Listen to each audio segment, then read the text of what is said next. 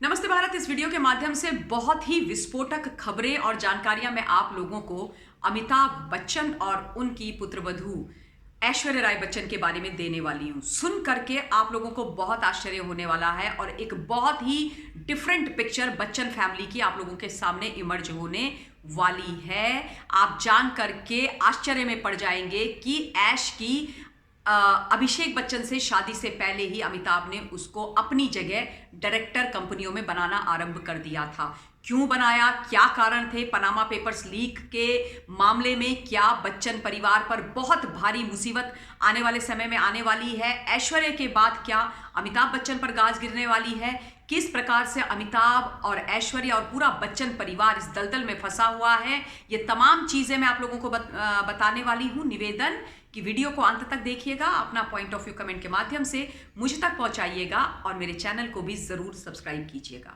देखिए क्या है कि कल से एक बार फिर से पनामा पेपर्स लीक वाला मामला सुर्खियों में आ गया है। तूल पकड़ लिया इस मामले ने। क्योंकि बच्चन परिवार की बहू विश्व सुंदरी ऐश्वर्या राय बच्चन को तीसरी बार ईडी ने सम्मन देकर प्रश्नावली करने के लिए बुला लिया और उससे कुछ लोगों के पेट में दर्द हो गया, तकलीफ हो गई, पॉलिटिकल वेंडेटा और विच हंट की कहानियां शुरू हो गई। उसके मामले में मैंने एक डिटेल्ड वीडियो कल डाला था, आई एम श्योर आप लोगों ने सुन लिया होगा। लेकिन आज मैं आप लोगों को जो चीजें बताने वाली हूं वो ये है कि ऐश्वर्या राय बच्चन और अमिताभ बच्चन कोई दूध से धुले हुए नहीं है, कोई पॉलिटिकल वेंडेटा विच हंट किसी का नहीं हो रहा है। सबसे पहले आप लोगों को यह जानना बहुत जरूरी है कि ये पनामा पेपर्स लीक है क्या, ये कहानी क्या है, ये किस मर्ज की दवा है। जो पनामा है ये एक शहर है और सेंट्रल अमेरिका का एक शहर है और इस शहर के अंदर एक बहुत बड़ी लॉ फर्म है जिसका नाम मोज़ेक फोंसेका है। मोज़ेक फोंसेका एक ऐसी लॉ फर्म है जिसके कुछ नहीं करोड़ों पेपर्स 2013 के बाद लीक हो गए थे। क्योंकि उनके सर्वर को किसी ने हैक कर लिया था और उनके तमाम जो कागजात थे वो पब्लिक डोमेन में आ गए और विश्व भर के जो इंटरनेशनल जर्नलिस्ट थे उन्होंने वो पेपर्स स्टडी किए और उसके बाद उनको समझ में आया कि पनामा पेपर्स जो लीक वाली कहानी है वो एक बहुत बड़ी कहानी है। यानी कि जो मोज़ेक फोंसेका है वो विश्व भर के तमाम देशों में बड़े बड़े लोगों को उनका काला धन सफेद करने में मदद करती है और उनके द्वारा उनको उनकी टैक्स की चोरी करवाने में मदद करवाती है। यानी कि टैक्स की चोरी वो मोज़ेक फोंसेका फर्म से करवा रहे थे।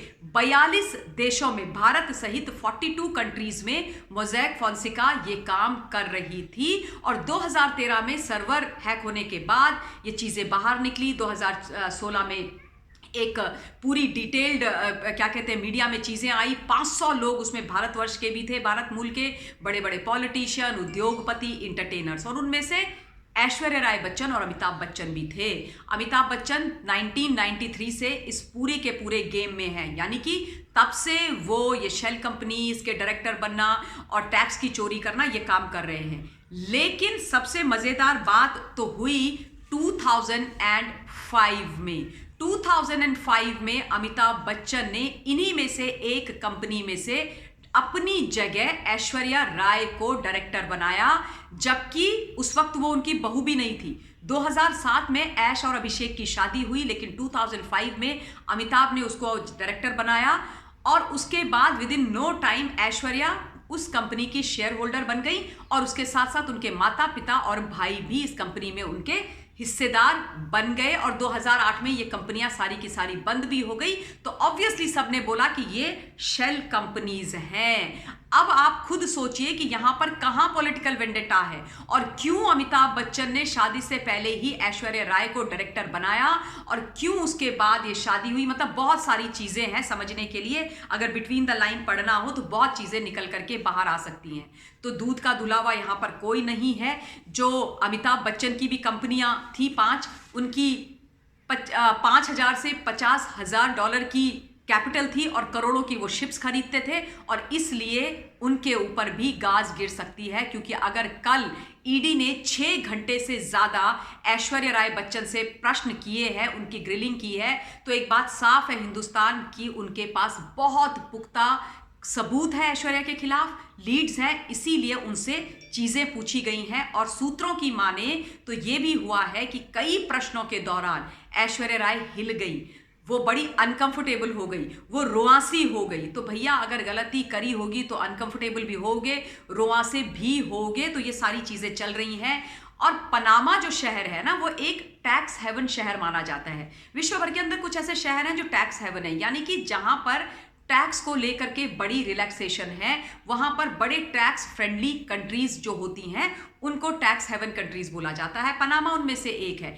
ये जो देश होते हैं ना, इनके अंदर अगर आप अपना पैसा किसी प्रकार से इन्वेस्ट करते हैं कंपनियां खोल के, तो फिर आपको अपना सोर्स ऑफ रेवेन्यू, कि आपके पास इतना धन कहां से आया इतनी सारी कंपनियों को खोलने के लिए, वो रिवील नहीं करना पड़ता है। कोई आपको नहीं पूछता है, किसी भी प्रकार से आपसे वो तमाम प्रश्न नहीं किए जाते हैं। दूसरी बात क्या होती है कि इन तमाम राष्ट्रों के अंदर आपको बहुत कम मात्रा में टैक्स देना पड़ता है, टैक्स ना के बराबर देना पड़ता है। तो ऑब्वियसली आपकी जिंदगी तो बल्ले बल्ले है। आप अपने देश से अपना पैसा लो, देश के अंदर से टैक्स चोरी करो, दूसरी जगह ले जाओ और उसके बाद उस पैसे को घुमा करके वापस लेके अपने पास आ जाओ।